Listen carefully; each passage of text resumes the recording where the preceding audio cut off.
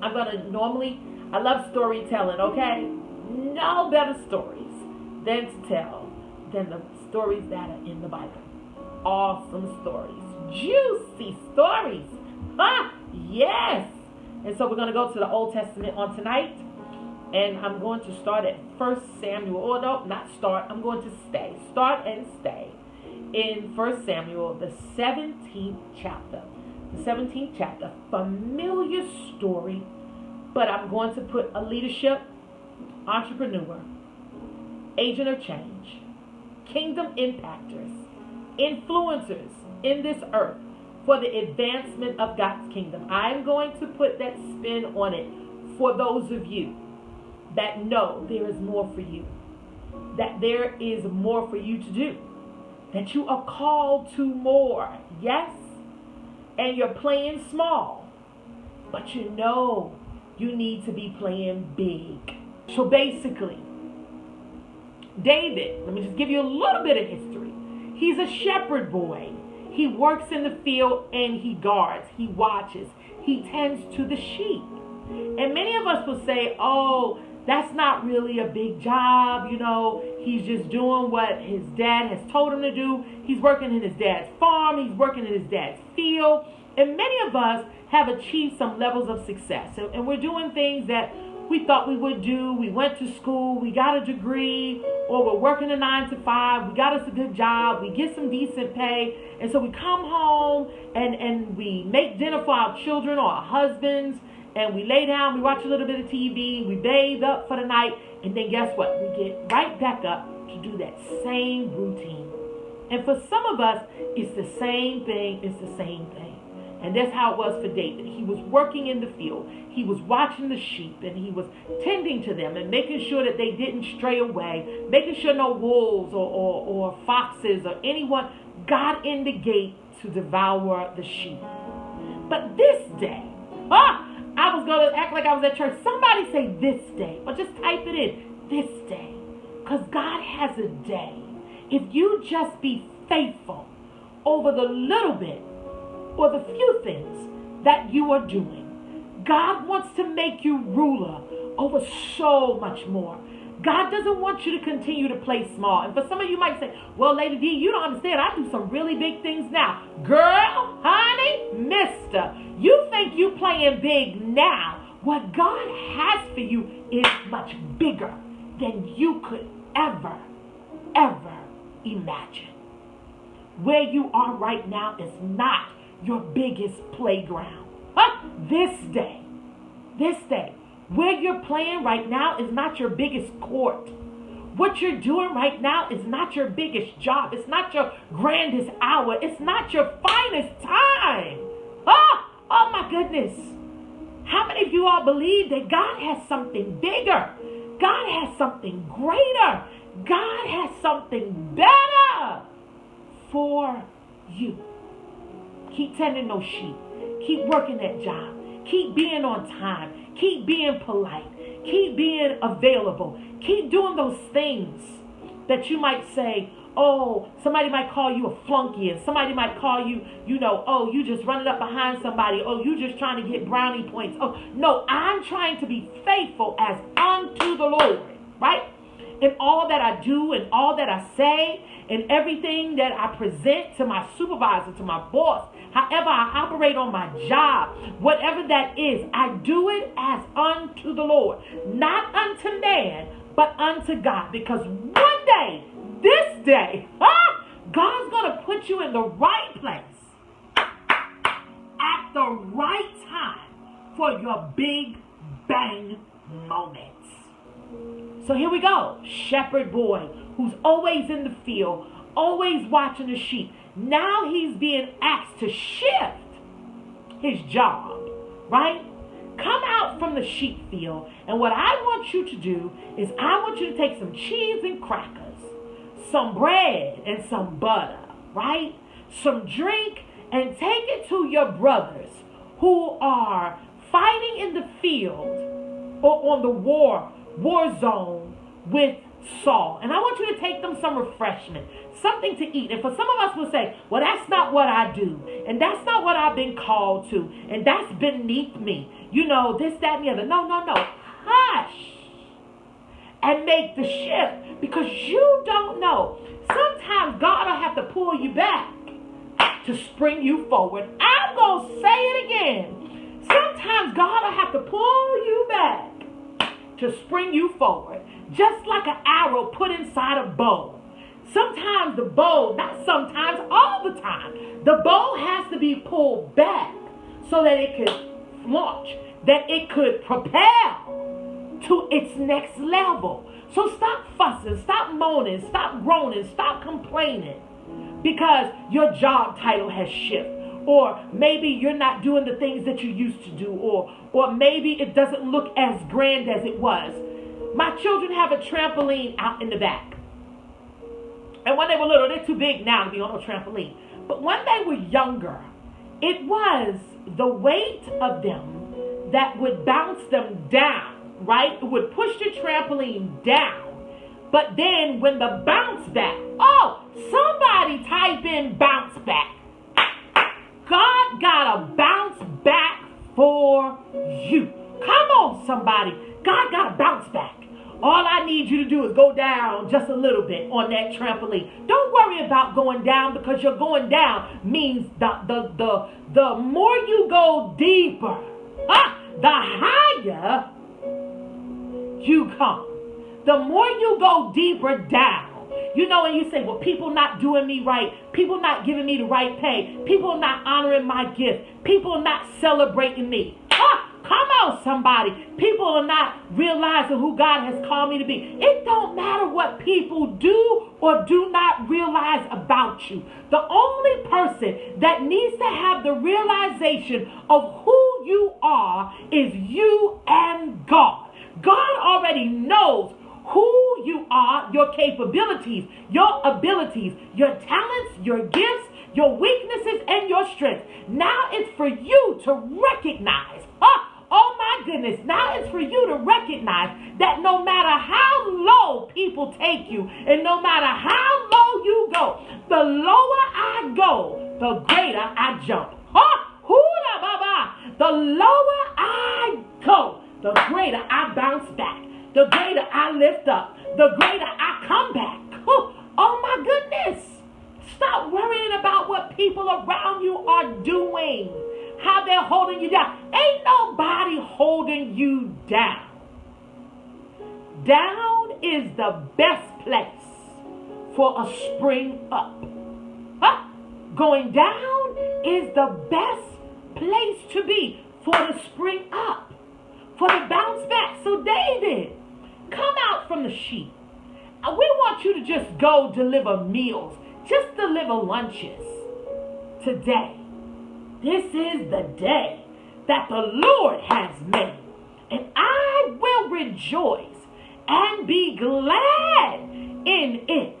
God will create a day for you. God will create a moment for you. God will create a timing just for you. You won't be looking for it. You will have been totally unexpected of it, and it will just happen.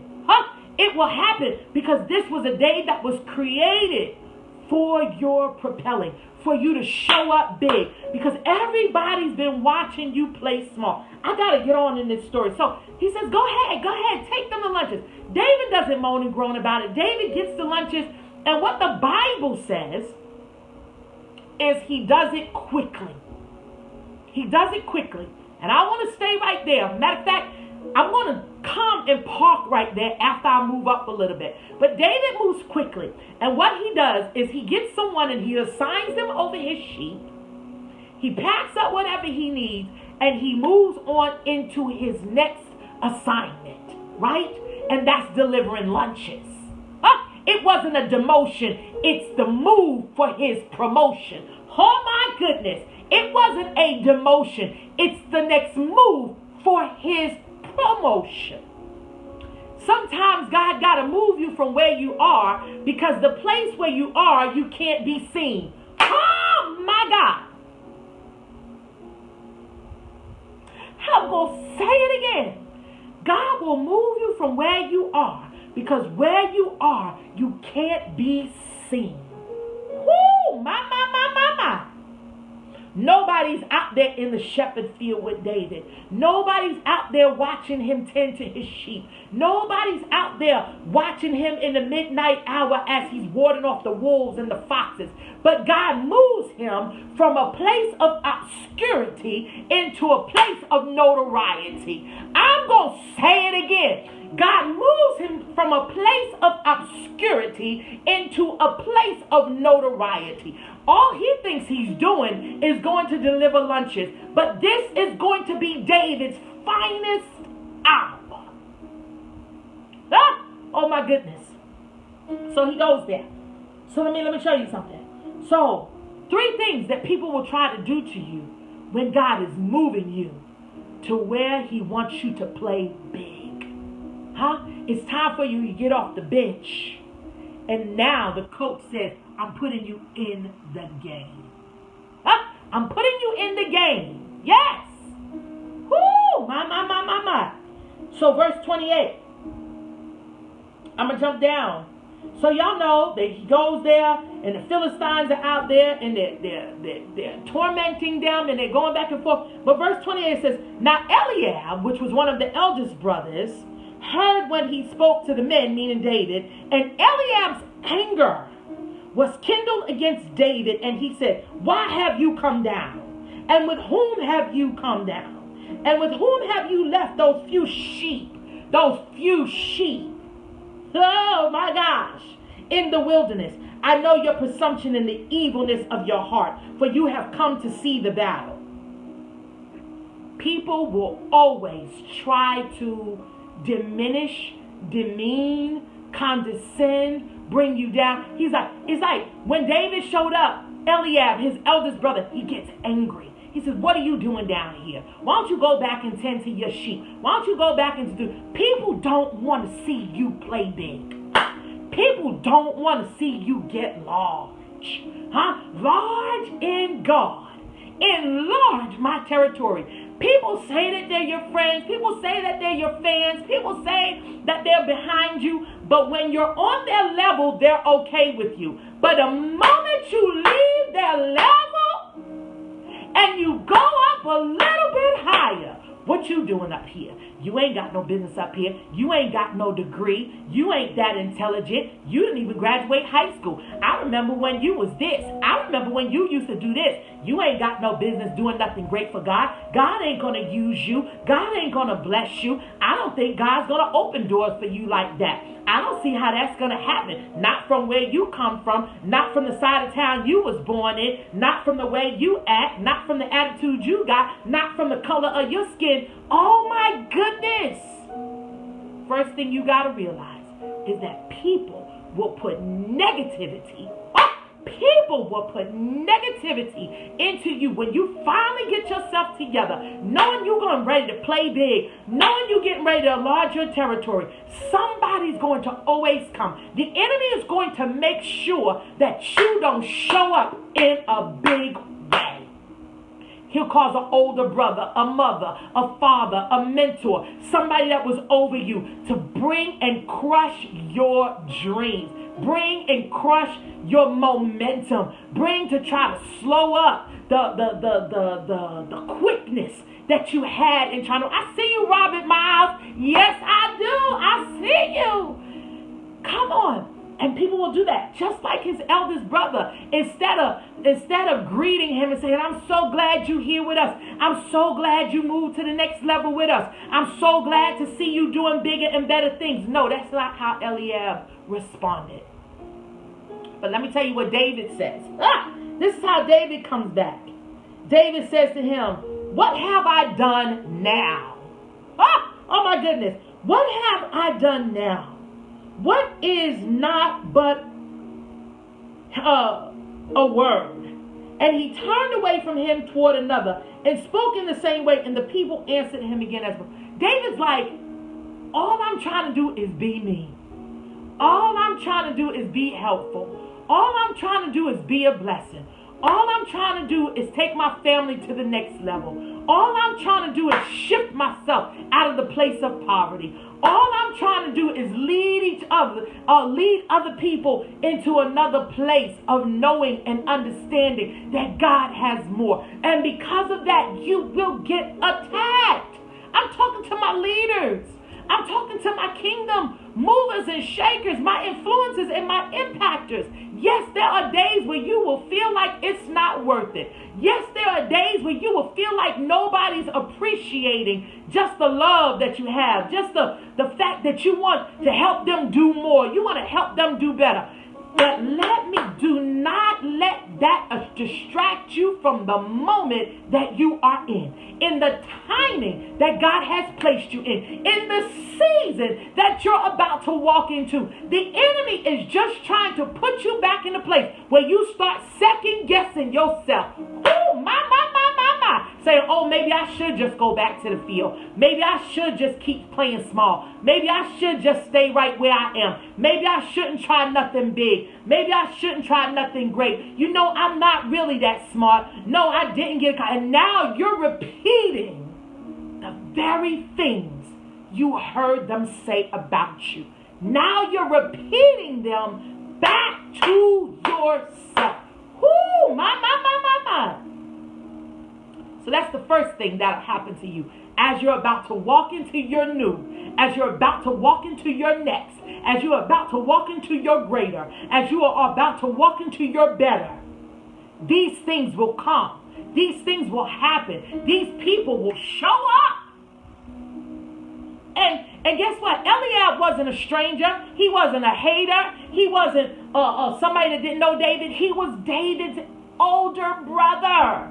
This will come from your own home, from your own family, from your own friends. But keep it moving. I need somebody to type it in there. Keep it moving.